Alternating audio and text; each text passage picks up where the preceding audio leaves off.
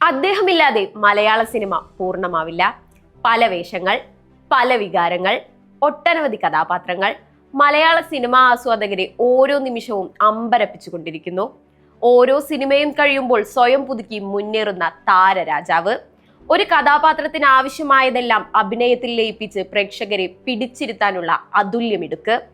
മലയാള സിനിമയ്ക്ക് ഒരു പിടി മറക്കാനാവാത്ത റോളുകൾ സമ്മാനിക്കാൻ ദൈവം തന്നെ നിയോഗിച്ച താരനക്ഷത്രം.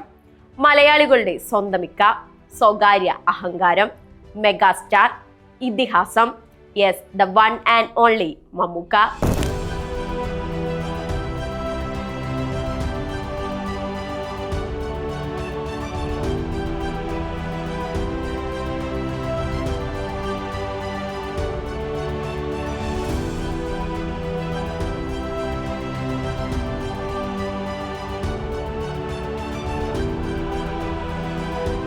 ദേശീയ ചലച്ചിത്ര പുരസ്കാരം 3 തവണ, സംസ്ഥാന പുരസ്കാരം 8 തവണ.